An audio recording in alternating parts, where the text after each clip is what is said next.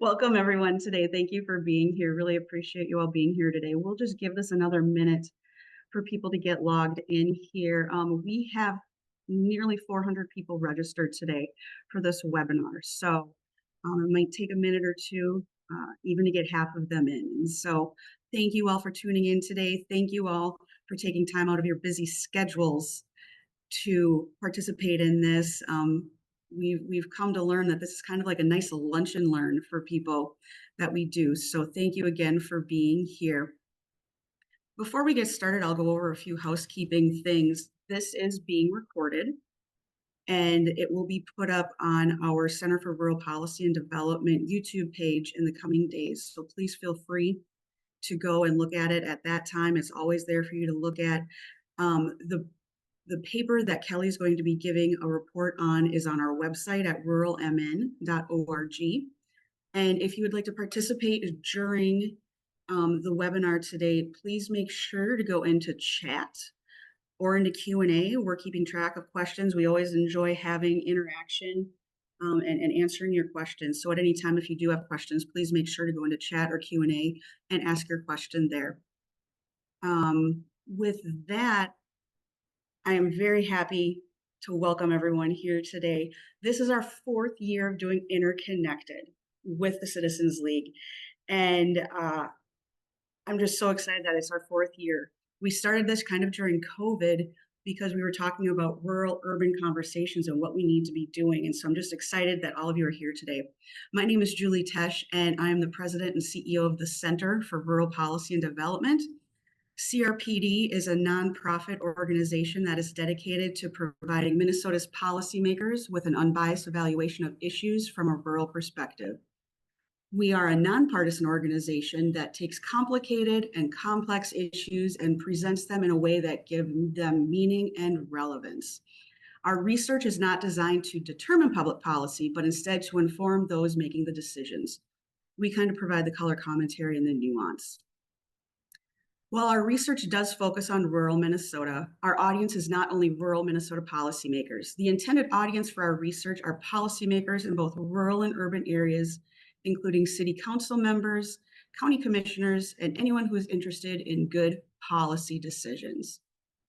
While we recognize that there is a perceived divide between rural and urban residents, we believe that there is more that joins us together than breaks us apart. All residents of Minnesota want the best possible life for themselves and their family. No matter where you live in the state, you care about access to healthcare, workforce development, quality schools, and the list goes on. The differences don't come in the topic, but in the solution, and that's where good policy comes into play. We need to realize that what may work well in St. Paul might not work well in Redwood Falls for the simple fact that populations are different. We need to start looking at forming good policy that is not just a blanket policy for the whole state, but provides nuances for diversity of place. Economies of scale might work in more urban areas, but may not work in less populated areas. So like I said, this is our fourth year hosting this with the Citizens League. We are so excited that we have made it these 4 years. Again, we started this kind of out of necessity because of COVID, but our policy wonk selves between both organizations got really excited to be like, oh my gosh, could we really have discussions about good policy? And so I am happy to turn it over to Jake Loesch with the Citizens League to give you a welcome today. And we're just excited to have you here. Again, if you have any comments or questions, make sure you put them in the chat. And we'll turn it over to Jake. Awesome, Julie. Thank you so much. Julie said it so well, I can barely say it better myself. The partnership between our two organizations has really been fantastic over the last 4 years, and I think has helped us shine a light on a lot of really important public policy conversations and topics that both of our organizations are looking at. As Julie said, my name is Jake Loesch. I am the executive director of Citizens League. I've had the privilege to serve in this role for about the last year and a half and pick up with this partnership.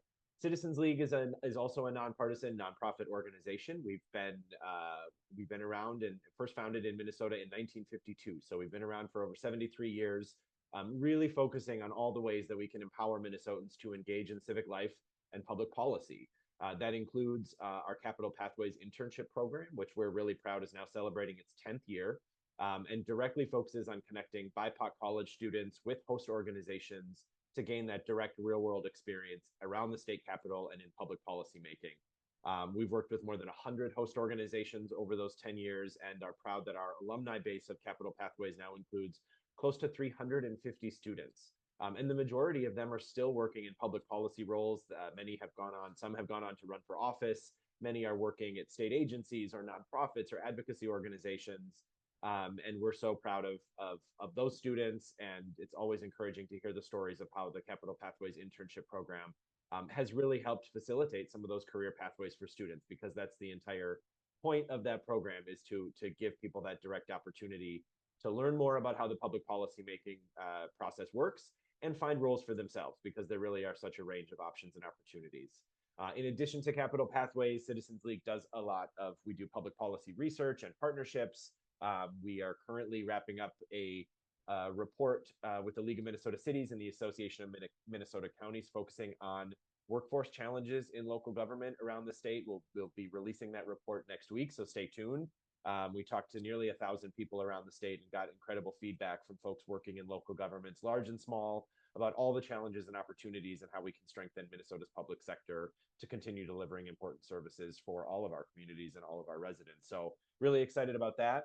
And in addition, we love to host events. We love to provide educational opportunities. We love to showcase bipartisan work and areas where we can come together and learn more about pressing and relevant topics, just like we are here to do today. So this partnership around Interconnected and these rural-urban conversations with CRPD has been so rewarding for us. I'm thrilled we're able to continue it. And I think I am passing it off to Kate Raddatz next to start, or wait, Kelly, I'm sorry, maybe Kelly, are you going next to kick off our presentation? Yep, I'll take it away, Jake. Thank you. Right. Thanks, Kelly. It's all yours. All right.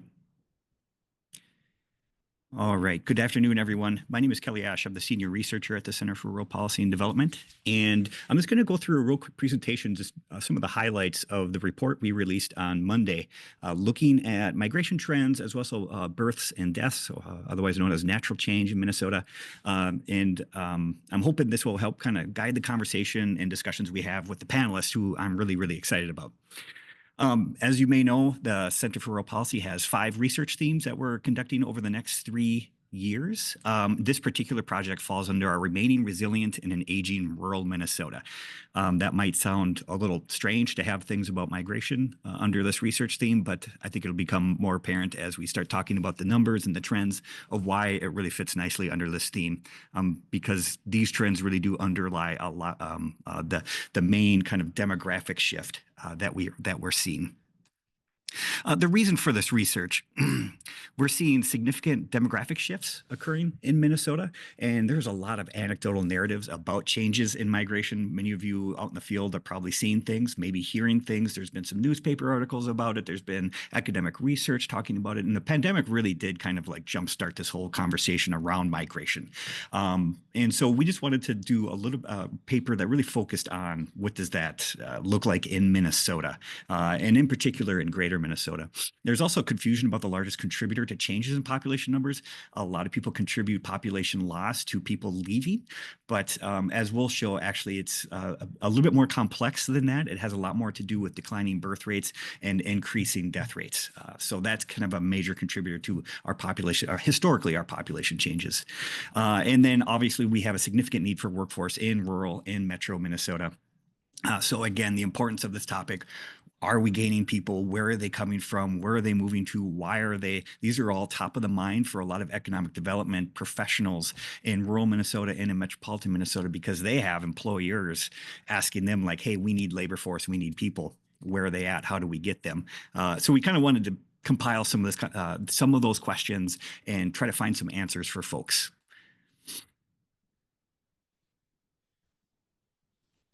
The last thing I'll say is Minnesota is well positioned. And so a lot of states, are a little bit, you have some census data that gives you some idea of migration patterns and demographics. But you really do need a couple researchers in the field that's trying to figure out, one, what are the nuances in these trends, but as well as the why and the where and the when of when people are moving around. And we are really lucky here in Minnesota. We have the University of Minnesota Extension, who's been doing a ton of work in this. And we have links to a particular chapter that was in a book, the Rural Areas in Transition book, chapter 9, Ben Winchester and Ryan Allen, both researchers at the University of Minnesota Extension. They did a lot of work trying to find those questions to the why and the where. And then we have the excellent Minnesota Demographic Center, which does amazing work. And we just feel really lucky because they do a lot of good work for rural Minnesota. So they don't just do statewide stuff. They really help out rural areas. And so these two organizations are producing all this work. We thought, what the heck, let's bring these two organizations together. Let's go through their materials and see if we can kind of come up with some sort of just comprehensive document outlining, like, here's kind of what we're seeing in Minnesota. And what we found out is Minnesota can attract and retain a wide variety of residents. We have a lot of different lifestyles as we age through our life stages, right, as individuals. But Minnesota, because it's so geographically and economically diverse, we really can attract a lot of people at different stages of their life when people tend to move and really kind of meet them where they're at and why they want to move. And so we're really trying to hammer that home in this report, that we need to stop picking winners and losers and getting at each other's throats over migration. Feels like we've done that a lot, particularly over the last 5 to 10 years, and start thinking about this more comprehensively as a state. What are we going to do to increase migration? There's a couple different categories here that we're going to go through. As if any of you have read our reports or have seen our previous webinars, you'll know we use these RUCA categories quite a bit, and it was actually created by the State Demographic Center. They use rural urban commuting areas, which is created by the USDA, Economic Research Service. A lot of acronyms here, a lot of words. But just so you know, this type of categorization takes into account two different things. One, population, and then two, commuting patterns. Now, there's a lot of different ways to define rural and urban areas. We find this to be a really good way to kind of try and get that difference between, yes, we have rural, yes, we have urban, but we have a lot of in between. And if you think about how people live, I live in New London, Minnesota, in Kandiyohi County, but I travel a lot to St. Cloud and to Wilmer, right? So I live in a town that's 1,400, but I travel to communities that are 20,000, 50,000. I'm in the Twin Cities quite a bit. So our lived experience is actually not just where we sleep, but also how we're engaging with our communities around us. And we think this does a pretty good job at doing that. We actually went a step further and also included recreational counties. If you do any academic literature, you'll see that the amount of natural amenities that are in a county seem to play a pretty significant role in terms of how people migrate to different areas. And so we actually combined the root codes in recreational counties to come up with this map. So there's 6 different categories here. We have entirely rural counties that are not considered recreational, town-rural mix. And then we have those two, entire rural or town-rural mix, that are categorized as recreational. You see those as blue. And then you have the urban town-rural mix. And then suburban and greater Minnesota, we combined those because their trend lines were pretty similar. So we said, okay, let's bring those two together. And then Hennepin and Ramsey, we separated because their trend lines and population numbers are quite a bit different than the rest of the state as well. So that was kind of the best way we could do it. Again, it's every county is going to be a little bit different, but this largely gets at some of the same trends and aligns them into the same categories. So that was our hope in doing this. So we're going to go through quite a bit of data.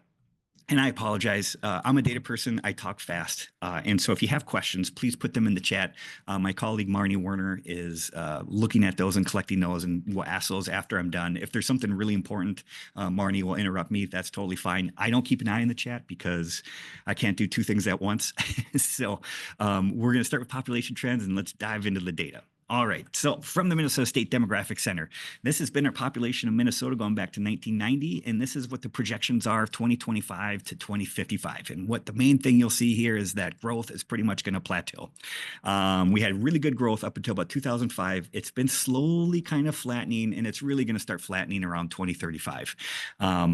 And that's kind of what we're looking at for projections. Now, if we break it up into those RUCA recreational categories, what's interesting is that the entire state doesn't follow this trend. If we look at the suburban greater Minnesota, those counties have increased by 73% from 1990 to 2025 and are expected to grow almost another 70% to 123% by 2055. Interestingly, our entirely rural and town rural mixed recreational counties are expected to grow by 42%. into 2055, but not like major growth, right? So 28% by 2025, 42% by the end here. And then we have our urban town rural mixed counties, which is expected to increase by 30%, but pretty heavy plateau after 2025. And then, interestingly, I think a lot of folks are kind of interested by this. Hennepin and Ramsey actually aren't expected to grow much. They have grown by 22% since 1990, but out to 2055, they're actually going to have a population that's 6% higher than they were in 1990. Which might be surprising to folks. And we'll talk about kind of what's going on there a little bit as well. And then we get into our more rural counties where you see town rural mix. They're pretty much just going to be breaking even. And then our entirely rural counties that aren't recreational are expected to lose about 32% of their population by 2055. So that's how it looks across the state. It's quite different, and there's a lot of variation here. This is just another way to look at it. Sorry, got a lot of breakdowns here. This is the county perspective. Again, the percentage change, and you can see a lot of the growth is going to occur in the 7-county metro, a little bit in Hennepin by 2050 here. Ramsey expected to lose, and then the I-94 corridor, Central Lakes area up here in central northern Minnesota, I-35 corridor. Those are kind of like the main places where we're going to see population growth. There's also a couple out in southwestern Minnesota where you have a large population, immigrant populations, that make a big difference there. And that's actually both immigration, migration, as well as birth rates going up there as well. But yeah, this is what it looks like statewide. Again, it's important to know that like not all of Minnesota is going to lose population, even though as a state we may kind of plateau and maybe even see some population declines perhaps. Much of Minnesota is still going to see some growth, maybe not huge growth, but it's not expected to just go down everywhere. So one thing that's important when we look at population change are these components of population change. So it's important to understand there's two pieces that change population. One is natural change. So you have people giving birth and you have people passing away. And then you have migration. So these are the three components of population change. You have people moving in, people moving out. You add those together and that is what gets you your population change. And what's great is the Census Bureau actually kind of releases estimates on what these look like. This is the Minnesota components of natural change. So the blue is the number of births occurring each year in Minnesota. The red are the number of deaths.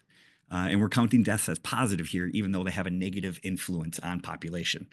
And you can see a pretty significant trend in terms of births declining here. They peaked right around 2007. And since then, they've lost about 10,000 births per year going out to 2023. Deaths, on the other hand, are increasing. They kind of had the lowest moment in 2006. And ever since then, they've been on a pretty good increase here. And even since about 2001, they've increased by about 10,000 a year. So these are trends that Minnesota is dealing with: declining birth rates, increasing death rates. So if we have increasing death rates and declining birth rates, that means even though we still have positive change in population, because we still have more births and deaths, our growth rate is going to slow down because that gap between births and deaths is starting to close up. So that means we have to rely more on migration. What's interesting is Minnesota isn't particularly great at migration. And it's actually pretty consistent, which is interesting. So here on the top is international migration. So the net number of people that move overseas versus moving from overseas into Minnesota. And you can see it's ranged between probably about 10,000 to 20,000 since 2001. So always been positive, always been a contributor to our population change. And that's great to see. Domestically, Minnesota doesn't do great. We're pretty consistently a net out migration of domestic movers. And you can see it kind of goes up and down between 10,000 and maybe negative 500, things like that. And what's interesting, you'll see 2020, 2021, 2022, there was quite a few net, and now we're back up to about 5,000. So what this means is if you look at, we have 14,000 or about 15,000 people internationally net moving in, and we have about 5,000 people net moving out. That means we gain a population of 10,000 people through migration. But this is largely due to international migration, not domestic migration. So we bring these two things together, and this is what you end up with. And these are trend lines. So again, you have the natural change in the blue up here. So we had about 14,000 more births than deaths in 2024. or 2023, my apologies. And we had a net gain of about 10,000 people due to international migration, not domestic migration. And so you could see, even though that's a good thing, this is going down. This natural change line is going down because deaths are increasing and births are decreasing. Where our net migration numbers are kind of a roller coaster, and we really rely on international migration to have any sort of positive overall net migration. And so that's really important to know, particularly as we talk more and more about immigration and other types of issues related to that. So we looked at the statewide Minnesota numbers. I want to break these down by those categories that we project, kind of broke out earlier. So I apologize, this is going to be a little bit crazy. So these first three charts are kind of our more rural categories. So our entirely rural counties aggregated, our town rural mix aggregated, and then those recreational counties. And again, what we list here are the births and the deaths. So deaths are red, births are blue. This kind of teal line, that's international migration. And then a darker green is domestic migration. So let's go through this and you'll see a couple interesting trends. One is our more rural areas are having to deal with deaths as a significant contributor to their population declines by quite a bit. So our entirely rural counties have actually had more deaths than births going back to 2001 by a couple hundred people. And that really hasn't changed. That's kind of stayed pretty consistent. And over the past few years, you actually start to see that starting to increase, where deaths are starting to really increase and births are really starting to decrease. So they're starting to follow that trend, and that gap is going to get bigger. So that means rural areas have to rely a lot more on migration to help them. Internationally, our entirely rural counties don't see a lot of international migration. Now, you might have what we would call maybe immigrants in your entirely rural counties, but it might have been the second stop. They didn't immediately come from another country into an entirely rural county. They may have stopped somewhere else, lived there for a little while, and then came in over to an entirely rural county. So just keep that in mind. But you'll see pretty low. But what's interesting here is the domestic migration has, it was pretty bad in 2001, and you saw some really nice improvement. And this really started to begin, I would say 2015, 2016, when the domestic migration numbers really started to improve to the point where the net outmigration improved to 86 compared to a net outmigration of 802 back in the day. So this has really kind of helped stabilize the population change, where they used to be 1,037, despite the fact that they're still having more deaths and births. They've done a lot better, and they're only losing total population change about 415 people. Town rural mix, what's interesting, as you get a little bit more, or I should say less entirely rural, you'll start to see that births used to be bigger than the number of deaths, and that started to change around 2020. We've hit that crossing point where these counties are going to start seeing more deaths than births. International migration is really good.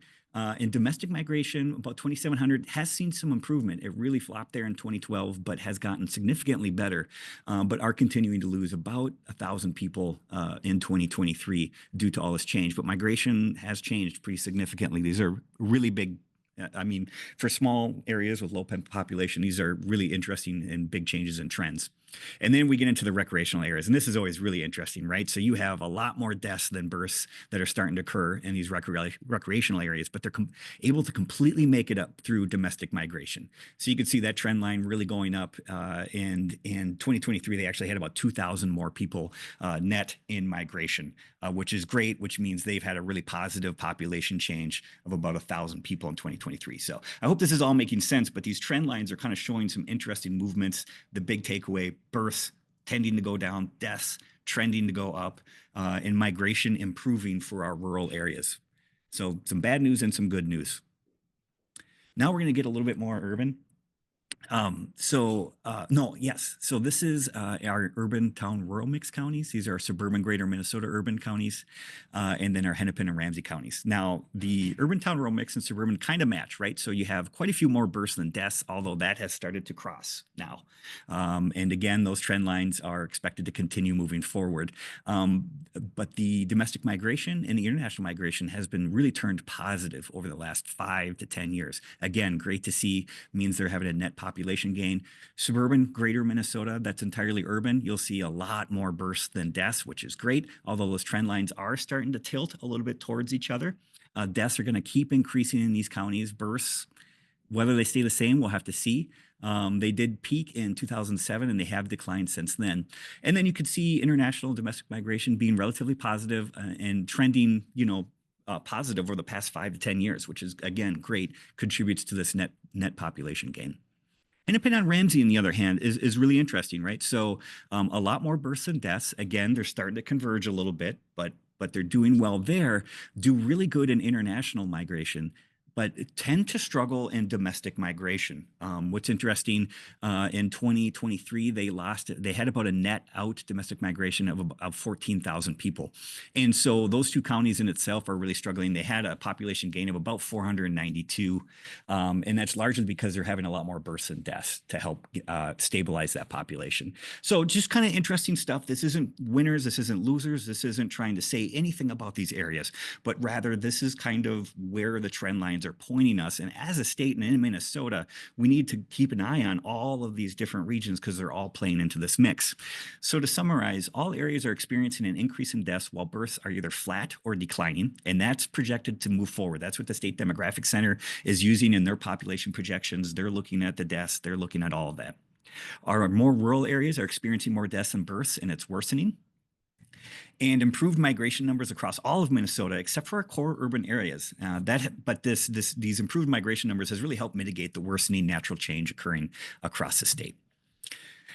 And as a State Demographic Center, if anybody wants to read a really great report, analysis on migration trends and patterns, Susan and Erik at the Demographic Center did a great job. The quote I always pull is, "The importance of migration is growing as birth rates fall and the state population ages. By the late 2040s, any population growth that the state experiences will be due to migration rather than natural growth." And this is the big takeaway, is like, okay, we know the reality. We know how we need to move forward. How do we do this? And in order to create any sort of coherent statewide policy that incentivizes migration trends, we kind of need to understand what we're good at as regions in Minnesota. And that was the big thing with this report. And so let's answer the who's migrating and where. I'm drawing a lot of the work done by University of Minnesota Extension, both Ryan Allen and Ben Winchester. They have a chapter 9 in that book, Rural Areas in Transition, called Rewriting the Rural Narrative. And this just not only does it look at, these trends of where the flows of people are going, but they also did a survey of these people, which is just so valuable. Not very many states have this kind of valuable information where there's organizations out talking to movers about what are your push and pull factors. And that's what was so interesting. The first thing we're going to do is we're going to look at just some interesting calculations that the University of Minnesota Extension researchers came up with that I redid and utilized to kind of show this idea that people move at different times in their life. They're more likely to move. So not everybody moves. In fact, movement in general is lower than it's historically been. So people are pretty stable. People aren't moving as much. But if they do move, they tend to have these very prominent age factors, either the age of 30, age of 20, things like that. So we're going to do some calculations, and what this is I'm taking this from Ben Winchester's presentation. I've known him for many, many years and seen his presentation many, many times. And so I'm stealing from him. But if you were to group the population by age, and we show that in 1990, you have 20 children aged 10 to 14. But by 2000, we should expect 20 young adults that are 10 years older, between 10 and 20 and 24. So we compare what the 2000 decennial census says for that age cohort against what was expected 10 years ago. And that gives us kind of an idea of okay, did we lose a lot of people during that age group, or did we gain some? This is just a real quick summary of what those look like. Percent of expected population from previous census. So age cohorts 10 to 14, 20 to 29, 30 to 44, 45 to 59, and 60 to 69. The research done by the University of Minnesota Extension breaks it up a little bit more into smaller age cohorts. But this gives you an idea of what the flow is. We'll actually start with the 20 to 29-year-olds. And you can see they're largely going to counties with four-year universities, as well as our core metropolitan area, right? These dark blue areas. And then you got Mankato and Rochester and St. Cloud and University of Minnesota Morris, things like that. So that's the 20 to 29. If you go to 30 and 44, you'll see it really starts to blow up, where there's a lot more population, more than you would expect in that age cohort across Minnesota, which is really interesting to see. I think a lot of people fret over the idea that we're losing our 18 to 25 or 18 to 29-year-olds in our rural areas, but we don't talk much about how we actually see a lot more inflows of 30 to 44-year-olds in our places. And this connects to the 10 to 14-year-old age group, right? So as Ben would always say, the 10 to 14s aren't moving themselves, right? They're following their parents. They're with households that have kids. And so you can really see both of those are connected in terms of where people are moving once they turn the age of 30. And then as they get older, these age cohorts, they tend to start concentrating into our North Central Lakes region. So that's kind of like the big flow of migration that we look at in Minnesota. So the questions are, why are they moving? The push and pull factors for 18 to 29-year-olds, factors not surprising, right? College, perceived ideas of better career opportunities, even though I think that's starting to change. And then just excitement, nightlife. That's where all the young people are. They're in metropolitan areas. They're in Hennepin, Ramsey, or Minneapolis, St. Paul, right? Like, let's go there. Makes perfect sense. I did that. I know a lot of my friends did that. And that's what we do. The competition against those is that surrounding states are actively recruiting our young people, particularly on the borders. Wisconsin, Iowa, North Dakota, and South Dakota are really, really starting to actively engage with our young people to go to college there, to move to their metropolitan areas for these types of things. Something to keep an eye on as we continue to think about migration. 30 to 49-year-olds, and this comes from the research at the University of Minnesota Extension when they did focus groups and asked a question, what were some of the biggest pull factors? And it was slower pace of life, affordable housing, and smaller class sizes if they had kids. These were really kind of the big things. There was a big long list of different kind of factors, but these were the three biggest ones in the research. The competition to that, obviously, for our rural areas is that there's plenty of areas in other states that offer this type of lifestyle, right? And then the 50-plus factors, access to natural amenities, retirement pace of life, access to broadband. These are things that you see in academic literature as being kind of pull factors. What's the competition for these folks? States with warm weather. We, as a state demographic center report outlines really well, we lose a lot of people to Arizona, Florida, in sunnier weather. And that's just something we have to deal with. So time to work together.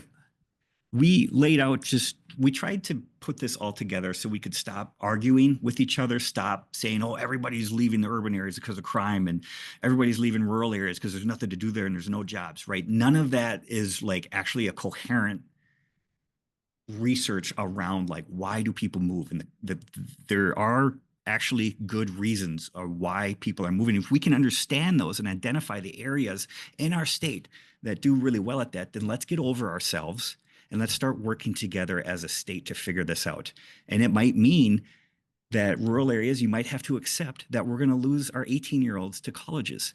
But can we at least incentivize our 18-year-olds to go to college in Minnesota? Because that's a win for Minnesota.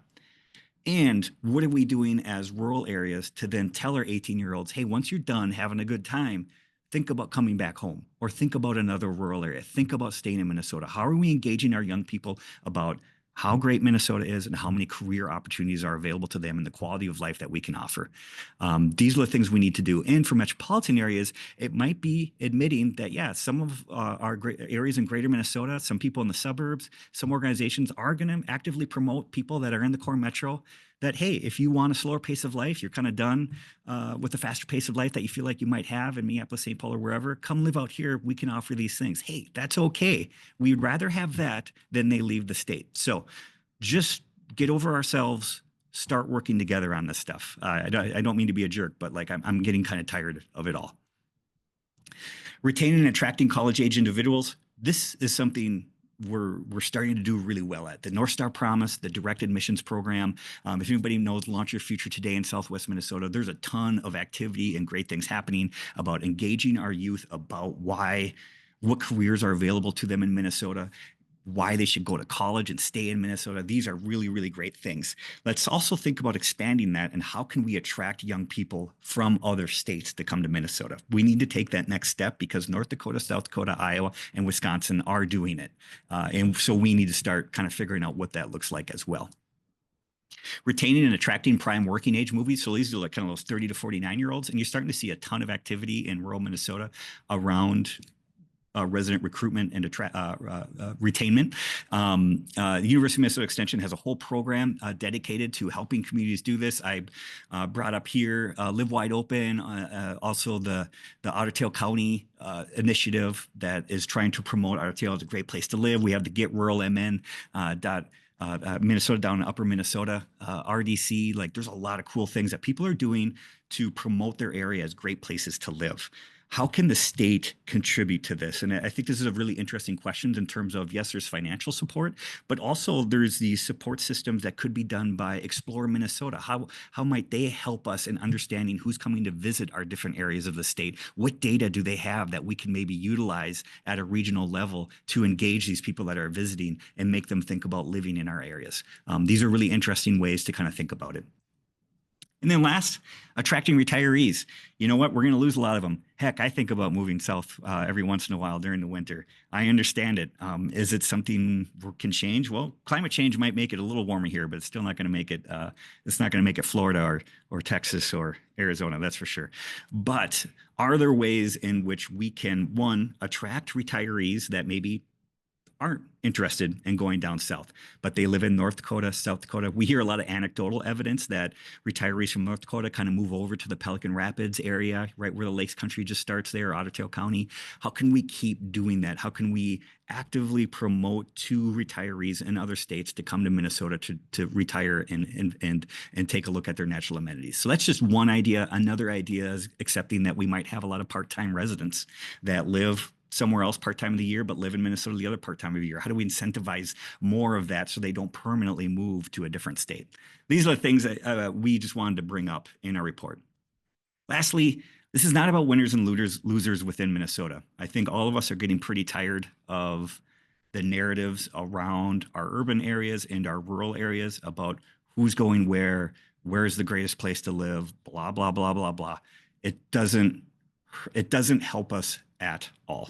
And so as a state, how do we comprehensively utilize all the great things we have? North Dakota doesn't have what we have. South Dakota doesn't have. No other state in the Frost Belt really has what Minnesota has in terms of its different geographies and economies and its diversity of quality of life that it can offer at different stages of people's lives. So let's start considering that. With that, we'll turn it to the panelists. I'm really excited to have the panelists. Kate, I'll have you take it away. And thanks everybody for joining. I appreciate it. Thank you so much, Kelly. And I'm seeing questions come in already. So I'm going to introduce our panelists, and then I'll get to those questions and might even ask Kelly to maybe clarify a couple things in the report as well. I'm Kate Raddatz. I'll be moderating this discussion today. If we can have our panelists go ahead and turn their cameras on, I will introduce who we have on our panel today, and then we will get to some of your questions, and I have some questions prepared as well. Thanks so much, everyone, for joining us for this discussion in our Interconnected series. So our panelists today, we have Erik Guthrie, Senior Demographer of the Minnesota State Demographic Center, Allison Liuzzi, the Project Director for Minnesota Compass, Erik Osberg, Rural Rebound Initiative Coordinator for Otter County, and Ben Winchester, Extension Professor at the University of Minnesota Department of Community Development. So I do want to jump right in because I have seen quite a few questions come in, and I want to, I'm trying to see if there's one that jumped out at me. Kelly, maybe one quick question for you before we move on. A couple people were asking, are the growth of deaths and the decline in births due to natural aging of the population? If you maybe want to clarify that. Yeah, definitely it is. Yeah. So the increase in deaths is largely because the baby boomer generation just turned 75. It's always weird to talk about, but there's just going to be a lot of people dying. I'm trying to look, Erik Guthrie had a really interesting quote in the Star Tribune. And Erik, I don't mean to steal your thunder, but it was something along the lines of, we're not going to be able to decrease the amount of death that's going to be happening over the next 10 to 20 years, right? It's just simple mathematics and demographics. And so, yeah, so the increase in deaths is that. The decrease in births is both a factor of, we have kind of less people having kids. They're having much smaller household sizes. So if they are having kids, they're only having one instead of like 7 that we had like 50 years ago, right? And just it's kind of follows in line with a lot of what Western Europe has been happening in Western Europe. Like a lot of countries, first world countries that are pretty developed, post-industrial are having these exact same demographic shifts. So it's all related. Erik, anything else you want to add on to that? Erik Guthrie. No, that's absolutely the case, right? So what we're seeing is the result of long-term social trends that are resulting in lower fertility rates, which are resulting in a fewer number of people being born per woman in the population. So if you have fewer people coming in through that input in the population balancing equation, right? You have to look to migration to make it up. Especially when you're also going to be losing people to an increasing number of people dying. The age-specific death rates are the same, but a large proportion of the population is old in some areas. Thank you. I think this may be a question maybe good for Ben or Erik Osberg. This was again in the Q&A. Can you define how or why population decline in rural spaces is undesirable? Ben, Well, yeah, I'll jump into this one. It's an artifact of our demographic destiny. I mean, the average household size in 1940 was 3.6. Today it's 2.6. You're going to lose 29% of your population by doing nothing except existing in the modern world. So you want to have that. And especially in our most rural communities, the grain of rural from 20 years ago is leading to an ever increasing slow trickle of death. As we mentioned, you have to talk about death here. And so it is down with one person, but when we look at occupied households, they're still the same. So for me, the great inhibitor right now, you can't welcome anybody new into our already filled towns until that house actually opens up. So if you still have a singular person living in that spot, you couldn't even welcome in a new family. But we've seen counties, and Kelly's, all the publications we've seen the past 3 years now show the most rural counties in Minnesota that have the highest death rate have the highest in-migration rate because that house is finally open for people to move into. So this for us is the model of housing churn, and why we have been inhibited in the ability for people to move in is solely because of the inability for up to 30% of our older people to move over. And not that we're trying to kick them out, but at the same time, we need to recognize that we don't have a labor shortage. A lot of times we just have a housing shortage. Ben, I just asked you, sorry, Erik Osberg, anything you want to add to that? Ben's smarter than me, so I'll go with Ben. Sounds good. Back to Erik Guthrie. I'll ask you this question from the Q&A. Obviously, immigration has been a big topic, right, in the news the last several months. This person asked, I believe Minnesota's population growth is heavily dependent on immigration of immigrants. With the current administration's immigration approach, is Minnesota going to start having a net loss of population? Are there implications for urban and rural communities? I don't want to get into the business predicting the effects of the policies of this current administration. However, enacting policies that inhibit or make international migration more difficult and policies that are going to decrease the number of international migrants that the nation receives is going to decrease the number of international migrants that Minnesota receives.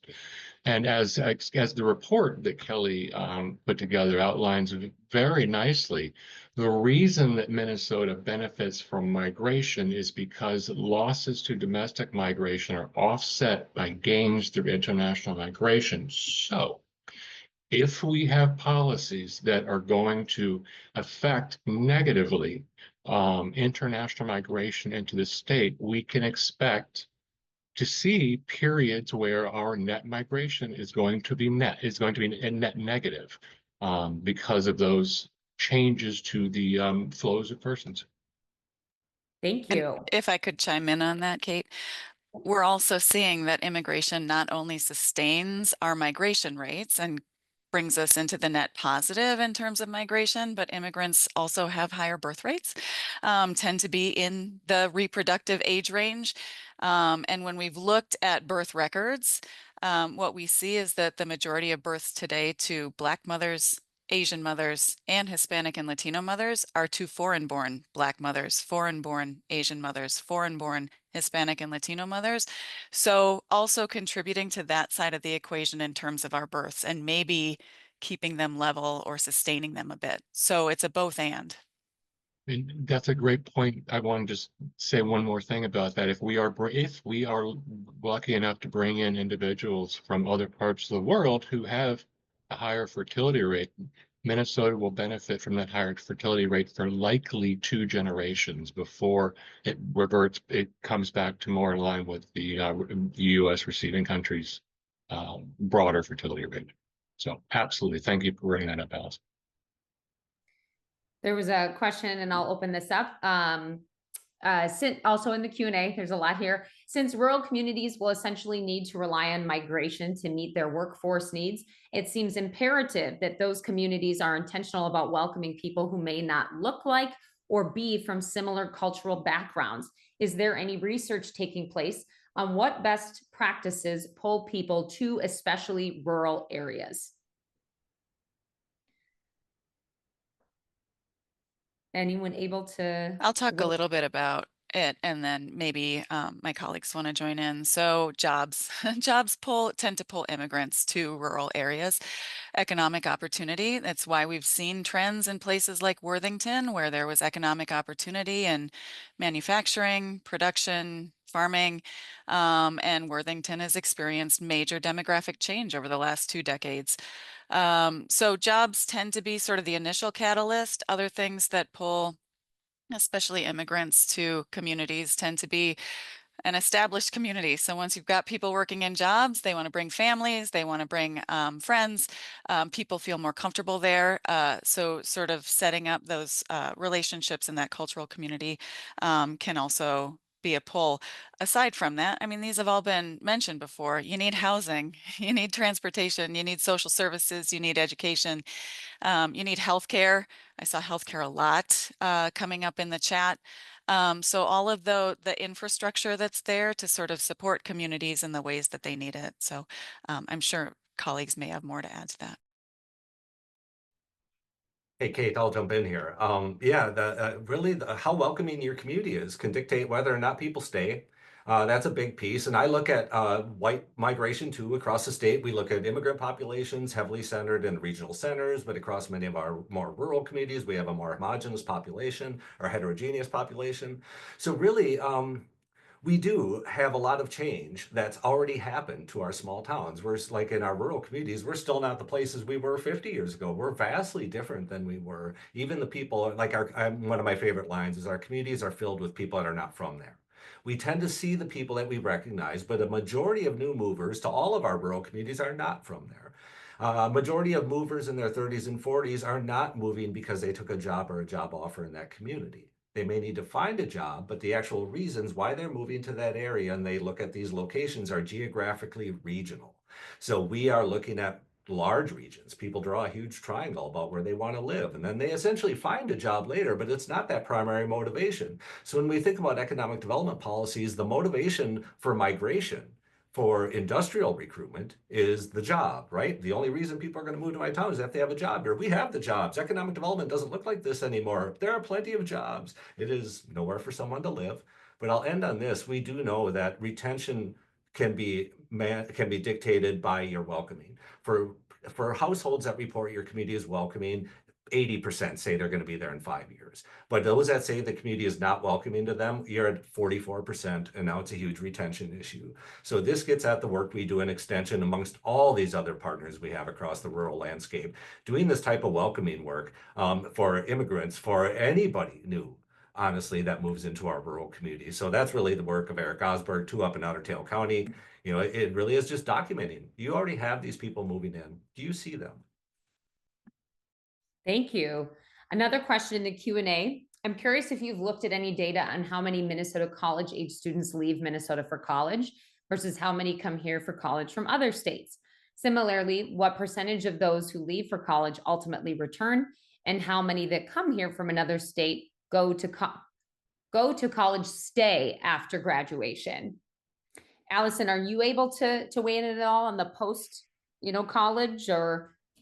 I was actually going to lob this one potentially to Erik. I feel like the State Demographic Center might have looked at this before, but maybe Erik, you might have the same answer as as me, which is No, ironic. thank you. I know we actually have some work on our website that kind of goes into this in a little more in depth. What we see when we look at migration, especially as the state tends to lose people in the college age years and tends to regain people in that early to mid career age range. So, what that, says to me is that, whereas Minnesota does a great job in terms of the educational opportunities it provides, is that we are in a time where we are competing with other areas for those young people. And we do tend to lose people in Minnesota to other areas.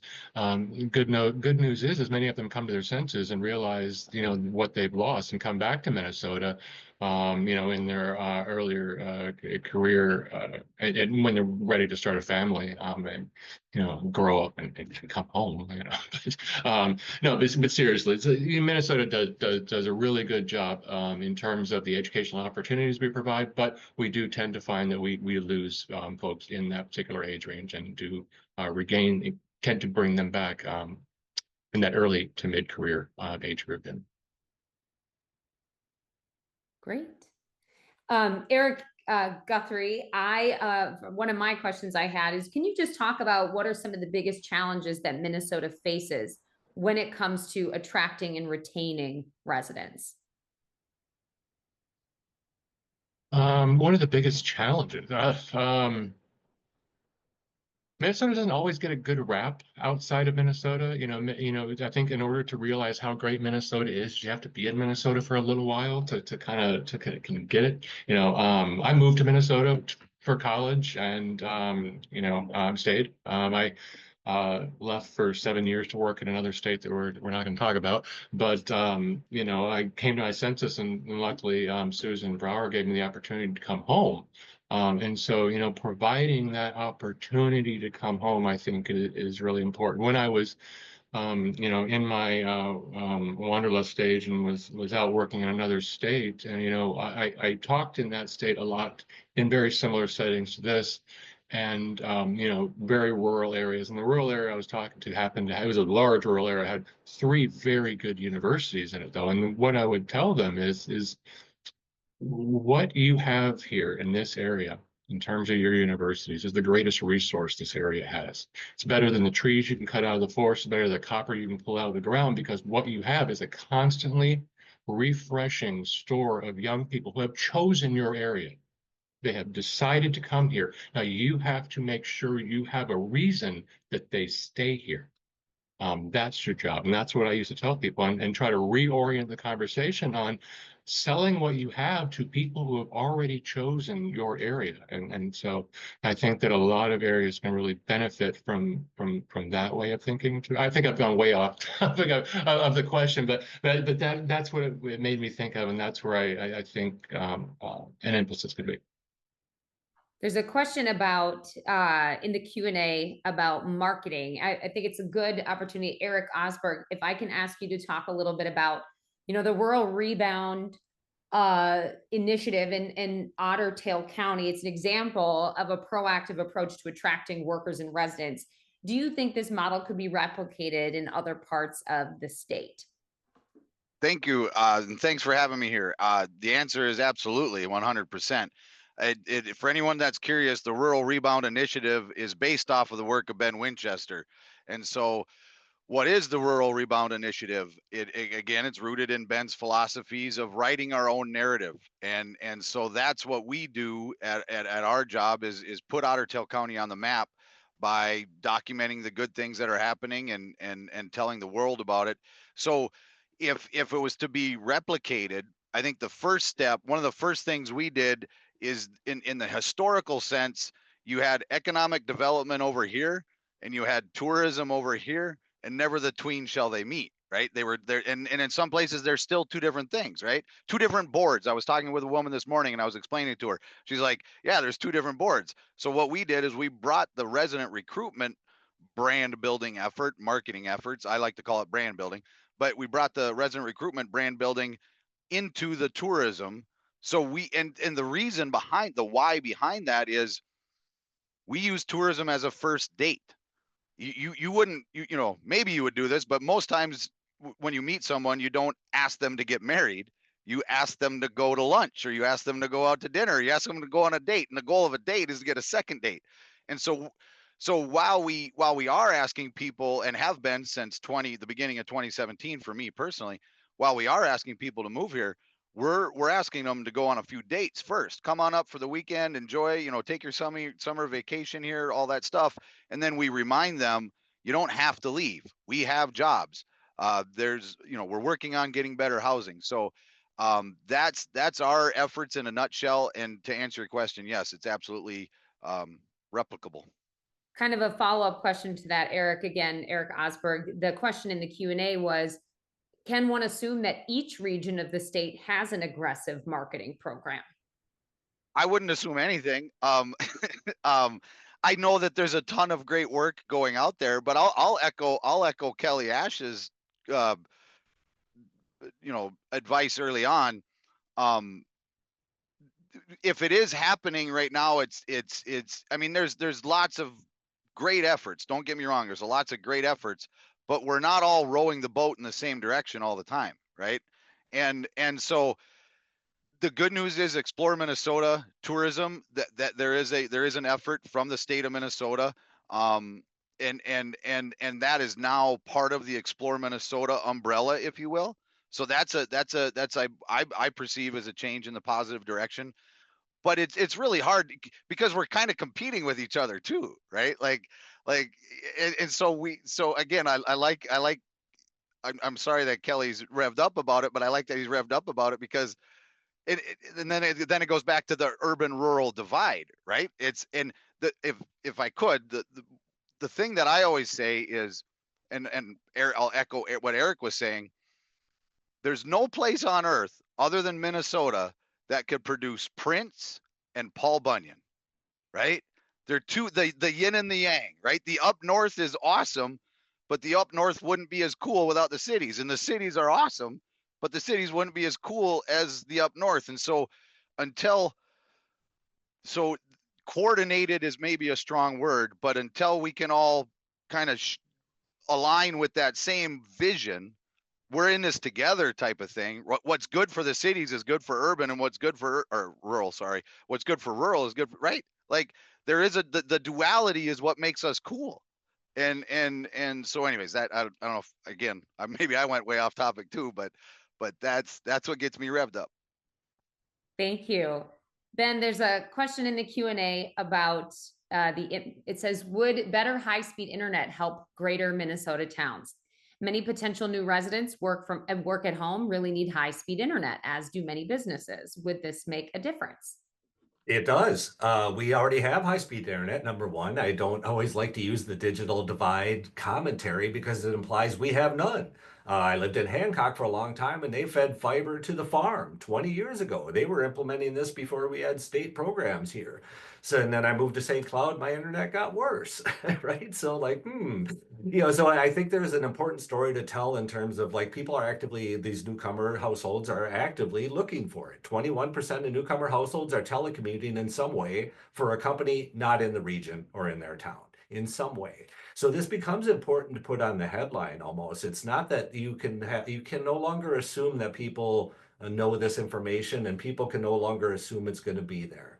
I relate it to hotel sign, and if you were to drive up to a motel and it said color TV inside, you were like, why does it say that? But if you got in the motel and you turned on the TV and it was black and white, you'd be like, oh, I should have looked for the sign. Broadband is like that. A lot of times people show up and it's not what they expect. And now boy, I should have been looking a little bit more. Our populations are much more cognizant of that. And I will say people are looking for upstream too. And when we talk about broadband, we cannot talk about it as a singular construct. It is downstream and upstream. And if we are going to be economic producers, we need the upstream. And right now we don't always have that outside of our very friendly cooperatives and their massive investments in fiber across the state. Another question in the Q&A, maybe best for Allison or Erik Guthrie. Many Midwest recreation counties are experiencing a shortage of low education labor to work in hotels and restaurants.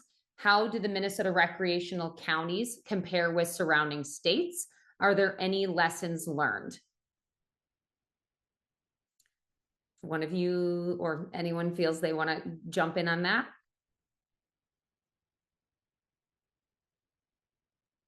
I don't know Erik? if I can talk to really, what Minnesota counties are doing to combat that. I have in other states that I've worked in, was a large number of work visas that what are they? I'm not going to try to get the phrasing, the correct visa title right, but there was one for people to come in and work in the hospitality industry specifically, and so that was a way that the problem was dealt with. That's the only thing I can think of off the top of my head, but maybe I don't know if Allison has any other way that sort of issue is being dealt with in those types of counties. I don't know that I know about specific initiatives or policies that folks are implementing either in Minnesota or in other states. What I would say, I mean, again, I know more about immigration and labor force participation among immigrants. And so I think, immigration policy is really important to sustaining our communities, to sustaining our state. You saw that in Kelly and Marnie's work. It really, keeps our migration above zero, really brings a lot of good things to our communities, not just economic development, but diversity and culture and food and background. And, we participate in a global economy. We're bringing folks who already participate in a global economy to our communities. So those sorts of things are really good. When we look at immigrant populations, at least in terms of education, tends to be highly bifurcated. What does that mean? A lot of people who have lower levels of education and a lot of people concentrated in higher levels of education. What does that mean for our jobs? Well, you're filling hospitality and leisure jobs. You're filling caregiving jobs, folks who help older adults with their daily needs. But you're also filling healthcare positions. You're filling college and university positions. You're getting folks kind of concentrated in those two ends. And so again, I see that as a real policy solution. If you're having workforce shortages in either place, immigration can be a pretty quick fix in that space. Lots of people looking to come to solid, welcoming communities. And Allison, Hey, Kate, I'll Go just ahead. jump in here. There's a concept called cascade migration that Oregon's been doing some work on, and that is the relationship between those core counties that might be highly recreational and amenity driven, and then where that labor lives, they're moving out further, right? Because housing costs are driven up, and you have a finite number of homes. Where are people going to go? They move away from that. So again, that gets at the bigger point of regionality about how we're working together. Again, these county boundaries just really don't mean anything to us these days. People are constantly crossing them. Thanks. There was a question in the Q&A about, I'll just read it in full. It says, my impression is that the Minnesota state tax policy is not very encouraging to attracting wealthy retirees. Is this true? Have there been any discussions about potentially changing the policies? I don't know if anyone can directly comment, if there's going to be a change in policy, but if there's been any, a look at that. Erik Guthrie, are you able to weigh in on that at all? I mean, when we look at the literature on these sorts of things, there is some evidence in these very, very high earners that there is some impact of tax policy on migration intentionality. That's really about it. And when we're talking about, are we going to get Bill Gates to move here because of is he looking at tax policy? Maybe. But, when you get out of sort of that very high net worth individual, and I'm not going to try to, I would have to do a much deeper dive to figure out, where they in the literature they say that cut point might be, but getting out of that group, it has much diminishing to no impact in terms of migration intentionality and decisions. Tax policy point. Allison, thank you, Erik. Allison, can you talk about what are some of the successful workforce initiatives happening in Minnesota that could also be maybe expanded to help encourage people stay in Minnesota? Yeah, happy to. And then curious to hear if my co-panelists have other ideas, because I'm certainly not going to touch on all of them, but some of the work you saw that Kelly and Marnie do around like migration of that sort of 18-ish year olds to 24-year-olds, those people who are like thinking about colleges, you can definitely see that in the data. They're moving to spaces that have colleges and universities. I think if towns, communities want to think about keeping folks there from the start, think about apprenticeship models. They're branching out in big ways. We don't have to think 2-year, 4-year degree. We can think about on-the-job training. We can think about building out a place where you can earn and learn right away. I think there are lots of folks looking for those sort of opportunities in the traditional spaces like trades, skilled manufacturing, things like that. But you're seeing those apprenticeship models move out into non-traditional spaces, IT, education, mental health. So sort of starting to think more about if we want to keep folks here and maybe not lose them to colleges and universities, if they might not boomerang back, what can we do to give them opportunities right here already? So that would be one suggestion and one successful model. Could I chime in here? Yep. So here in Otter Tail County, there's a lot of different initiatives, and hopefully this addresses the question. And if I misunderstood, I apologize. But there's one program called YST, and I can never remember it, but what it means. But it's basically what Allison is talking about is introducing the concept of opportunity in these places, right? And it does tend to live in the trades world, right? But taking the kids from Henning, Minnesota, and setting it up with a job at Shoremaster Shoremaster in Fergus Falls, so they can be really good at welding, right? And the hard part is it's a one at a time approach. But the good news is one at a time approaches, if done effectively, work, right? Like now they don't sift through the cracks. Another initiative here in Otter Tail County has to do with justice involved folks, second chance programs. We've started an initiative where we have one person who works one-on-one with folks who have been justice involved and are trying to get back into the workforce. They just need a little bit of guidance or a little bit of help or a little bit of navigation. And it's really a one at a time model. And the last thing I would say about this is, and I watched this video 7 years ago, so I have no idea where it is, but there's a TED talk from a mayor from Auckland, New Zealand. And he's talking about the same things that we're talking about in Auckland, New Zealand. And what I took away from that was the best thing we can do for our young people is let them know that we love them, we're proud of them, and we're here for them. Go chase your dreams, go change the world, do whatever it is that you want to do. Coming back home isn't failure. Coming back home is just deciding to chase a different dream. And so while these initiatives are critically important, and even if it's for one person at a time, changing the narrative, I'll go back to Ben. What would Ben Winchester do? Changing the narrative about how we talk about the opportunities and how we explain them to our kids at the dinner table. That's where the change starts. So that's my 2 cents. Just wanted to add on there. Thank you. There's a question that came up again. I think this is someone who already asked this question, but they're asking for some clarification. And I think what they are trying to say is this was about why is it undesirable to have a lower population in a rural area? If no one is there, why is housing needed? Why are jobs needed? Why is it so important to have a population on this rural land? Erik,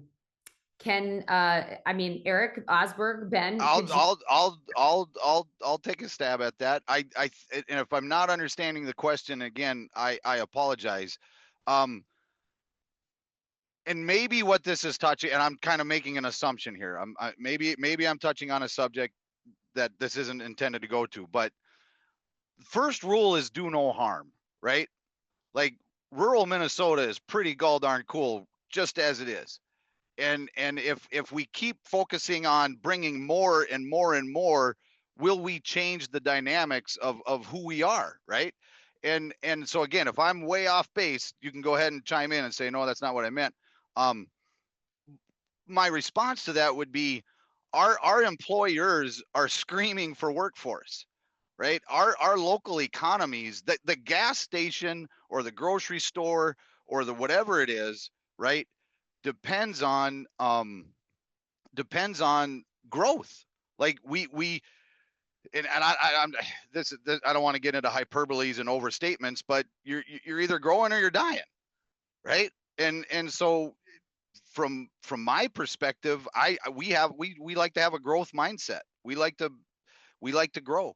And so does a current, why does a rural place need population? Why does why does it need that?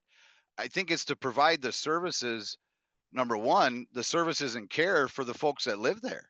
We need the systems, in place to make sure that that everybody's taken care of. And so, um, not saying we need to enact a ton of change, but the cost of doing nothing, right? Like if we don't do anything, if we don't pursue growth, what does that lead to? And I loved what Aaron Guthrie said earlier. My prophecy isn't any more accurate than anybody else's prophecy. I can't see down the road, but I just know right now our employers are I don't want to say they're literally screaming, but they really want workforce. And so we're trying to figure out how, creative ways to get workforce here and then provide the goods and services, whether it be from the private sector that the local residents need and want. Thank you. Does that help? Thank you, Erik. The Center for Rural Policy and Development obviously is very passionate about sharing the importance and the story of rural. So I think Kelly's on to also weigh in on this question. Yeah, so I think a lot of this stems from an assumption that population decline means the towns are emptying out. And we really need to get past this idea that population equals households. It doesn't. So if we were to take the upper Minnesota Valley, for example, probably one of the main areas of the state, I think since 1970, they've lost 25 to 30% of their population, but the number of households gained 9%. There's 9% more households today than there were in 1970. So even though you're losing population, you still have an increasing number of households paying property taxes, going to school, contributing to the local government, paying for the infrastructure to be there. So I think this idea, or even that question, is kind of laced with an assumption that we have a lot of towns that are dying, and we actually really don't. I think maybe since 1970, maybe 5 communities have disappeared. Maybe, I don't even know if that's true. And in fact, we've had more communities pop up because townships have kind of outgrown their usefulness and have had to turn into communities. And so this, again, yeah, I remember reading the New York Times, this must have been 5 years ago, where some opinion commentator said, why do we even have rural areas? Let's just have everybody living in an urban area. And that was the day I stopped my subscription to the New York Times because of the absurdity that even got through the editorial board. I think says a lot.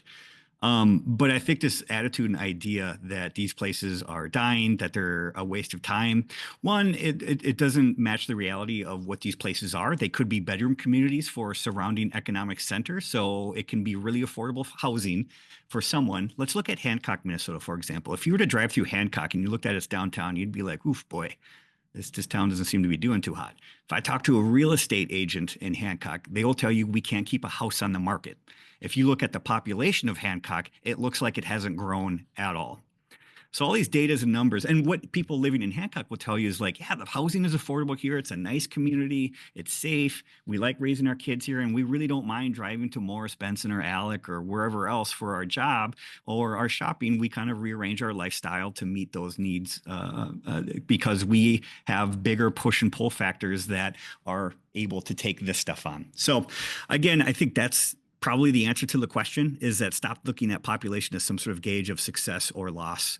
And it kind of goes back to this idea of winners and losers. We need to get away from this idea. This is about people. This is about households. This is about resiliency. This is about playing a role for a lot of different diverse reasons of why people live the way they do. So. Thank you, Kelly. Interesting question in the chat, because I know we've all read a lot about the shortage of healthcare workers in general, but especially in rural areas in greater Minnesota. And the question is, how does the availability of hospitals and clinics in rural areas and towns for young families, maternity care, and for seniors, healthcare impacts the choice of where to live. Is anyone able to jump in and answer that question in the chat? From the chat.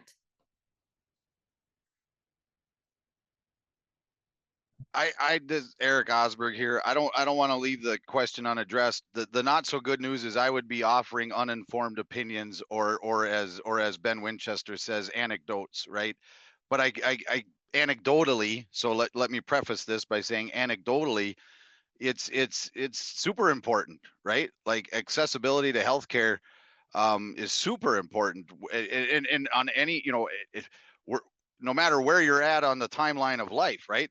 Early in life, we need, access to healthcare, and midlife, maybe not quite as much, knock on wood, right? But then maybe we're starting to have kids ourselves. And then as we age, that accessibility becomes super important. So I don't have any data or any research. Just knowing what I know about my experience in rural Minnesota is having access to healthcare is, healthcare, education, the amenities, the outdoor recreation. There's many facets of what makes a successful rural community, if that makes any sense, anecdotally. Ben, were you also gonna? Yeah, we had found, I think a lot of times we work from the opposite, like does the lack of a clinic in your community inhibit the ability for people to move in? And we're not finding that in these prime earning years. So a lot of times, like we talk about like, oh, we used to have a grocery store. Well, that's not inhibiting people from moving in either. People are moving in for hope and opportunity for what they see there today. It's once you get up that like life cycle that Kelly's talking about, once you get into that continuum, and not even like you go through your life and then you hit your of work life, and then you hit your continuum of life, and then you start hitting that continuum of care. Then you start to migrate more to the regional centers. But there is an entire period of time that we've found in this retiree time period that people are still moving around before they hit that continuum. But again, once you start hitting that continuum, the older population, 55 and older, generally are going to make decisions are closer to micropolitan and metropolitan areas that do have those healthcare facilities. But we have not seen it inhibit the ability for people to move in to any small town. Thank you. Another question in the chat, Erik Guthrie, I think I might ask you this. Is the physical environment, do we find that the physical environment is an important attractant for new residents? And what aspects impact that? I mean, sure, absolutely. The physical environment's important. I mean, I think that's part of the reason that we see increased migration activity in these rural and amenity counties, right? The physical environment is important. I've talked about this in a variety of contexts with folks about placemaking and the ability to not only make the physical environment attractive, but, when you combine that with making people feel like the environment is for them as well, those are two aspects that really dovetail well to making a place open, welcome, and inviting. I really want to just go back to what Ben said earlier. That is so important, and that is such an important theme when I'm talking with folks out in greater Minnesota, the more rural parts of the state, and that they know and they understand as well, right? I was talking, I'm trying to remember where it was. I think it was in Long Prairie, Minnesota, and I was talking to a group of folks there about the increase in the Hispanic and Latino population, and what they said was absolutely, they are such an important part of our community coming in and reopening the businesses on Main Street, and making our community so much better. So the idea that rural folks don't know this is absurd, right? People know this and people understand this. And when we start talking about people that are really anti new people coming into the community, it's usually folks that are not connected socially in the community and don't understand what a community needs to be vital and to be a place people want to be. Thank you. Anyone else want to weigh in? Wait, Allison, did you want to weigh in? I mean, sure. I think I'm sort of thinking this through still, but I think there's sort of this elusive concept that we all really care about, that we're all trying to put our finger on, and we're looking to numbers to tell us what it is. But it's like, what promotes a sense of belonging where you're at, right? And so, like, why did I decide to land where I am in my where I live, and what holds me there? And so Kelly and Marnie's work is great and can point us in different directions. Like, college students might be migrating because they're at that age and they go to the places where the colleges are, and they go to the places where there's nightlife. And then, people who reach kind of prime working age might be moving to find, affordable housing or bigger spaces or quiet communities. And so we're thinking through, like, these are the factors that can help promote sort of a sense of belonging. But there's also sort of, we have to be comfortable with the intangibles that, for me, I want to be able to get to a grocery store within 5 minutes. And for for other people who live in Hancock, they're okay taking a longer, car ride to go get their groceries. And some of this we're not going to be able to tweak with policy. It's just sort of that sense of belonging that it's a hard nut to crack. But we do know some of the things that help people not feel like they belong, right? And some of those are things like, I can't find a place to live. I need housing, right? I need a job to pay for the things that I need to live. So, like, we can work on those, but then there's also these intangibles that I think a lot of us are talking about. We're talking about welcoming weeks. We're talking about building belonging in our communities. The initiative foundations are all doing great work in this space too, but that intangible is where we get a little bit into the more squishy. Like Kelly, I'm a quantitative researcher. I love the data, but also there's this squishy part that we need to get more comfortable sort of talking about, figuring out, muddling through, not having the right answers, trying things, that sort of approach. Could I feed off of that, Allison? Oh, yes. So, I just so you know, I'm into the squishy things. I'm into the intangibles, right? So that's the good yin and yang. What I talk about. So when you talk about welcoming communities, right? Like, how do you create a welcoming community? What does welcoming community mean? And I love the word belonging. What I try to reduce it down to is a simple action, and it's more of a mindset than it is. You have to start with the mindset of imagine you're walking down the street of your rural community and you see a stranger, right? So now, do I smile and nod at them? Give them that kind of Minnesota hello, that little smile and nod, or do I look down at the corner of the sidewalk and avoid that, right? So if I want to be in a welcoming, and this is that squishy intangible stuff, right? You can't measure it, but if I have the mindset that I want to try to create a welcoming community, when I see when I'm driving, the Minnesota wave when you're on the county road and you got your hand on the wheel, do you wave to the total stranger that's driving by? I don't know. I do.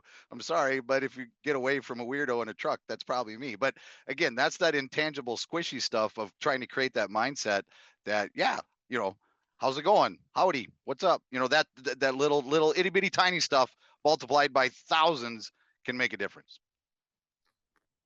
Thank you. Yeah. I want to find. If I could, I'll just pile on here too, because this is such an important concept. This migration has been a long-standing trend. This isn't new.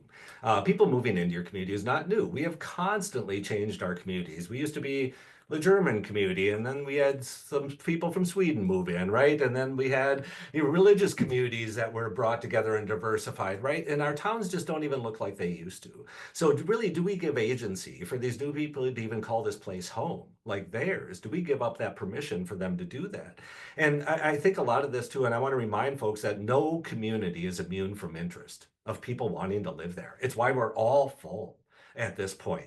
So the number one audience you don't hear from today are the people who chose never to come. And we don't ever get a chance to hear from them. So that we do know there are broader trends from the Harris poll and Pew Research Institute that show there's a desire for rural living.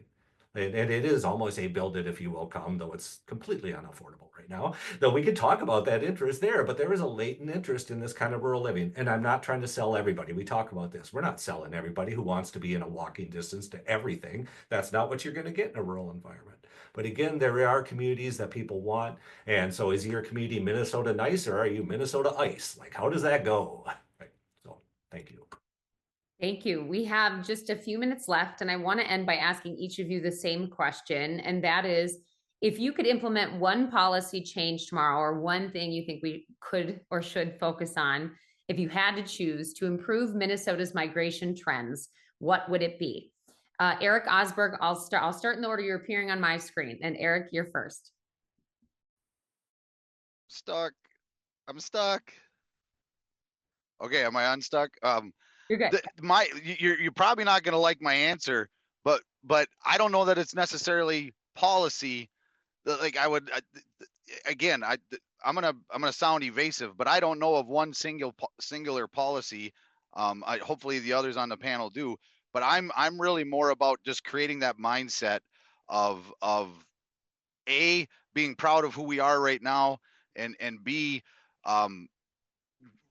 having a positive narrative about, again, I dwell in the sticky or the squishy intangible. So I currently don't have one single policy that I could offer, other than just continuing to highlight the positives and changing the narrative around rural. Thank you. And thanks for being here today. Ben? Yeah, I'm not a policy person, but I just like to encourage us to re-examine our political jurisdictions. I kind of say our, county boundaries were drawn during a time of horse and buggy, but right now we're incentivizing jobs or housing at that level when that's not how people live.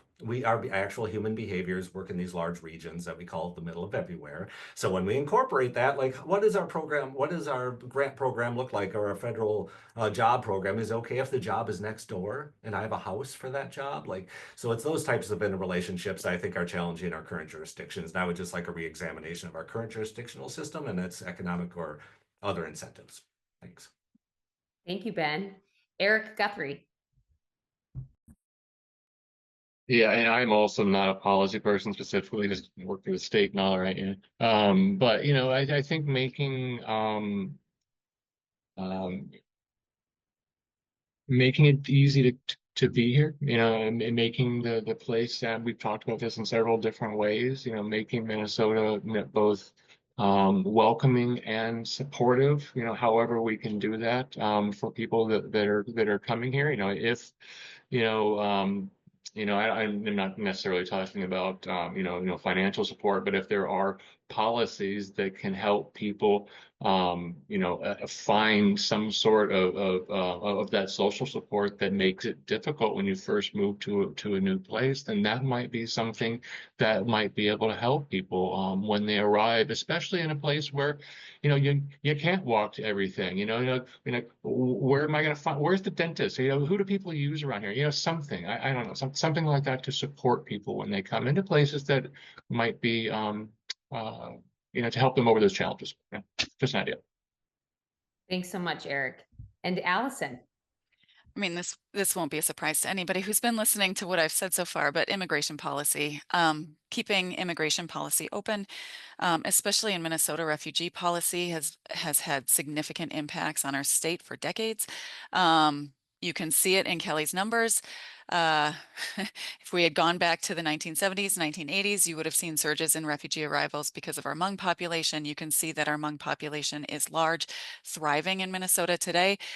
You look at Kelly's numbers, you can see exactly when our large numbers of Somali refugee arrivals came to Minnesota. In fact, we were one of the top 5 states for refugee arrivals in the early 2010s. And you can see that in the numbers. We can see today our Somali population is large and thriving. And there's a moral argument for that. I'm going to stay away from that. There's an economic well-being argument that is very well tagged to immigration and increasing sort of immigration to communities. So that would be my policy. Thank you, Allison. Thanks to all of our panelists for being here today. Thank you to everyone for tuning in. We've been doing this series for several years now, and I've never had as many questions ever on a topic as I have today. So I really, really appreciate for everyone being so engaged. Please continue to follow Citizens League and the Center for Rural Policy and Development. They will have more things upcoming. You will receive a recording of this. It will be on the YouTube channel for the Center for Rural Policy and Development. I'm Kate Raddatz with McClung PR. If there are any media on that need any questions or help, my email is kate@mcclungpr.com. Everyone, thank you and have a great day.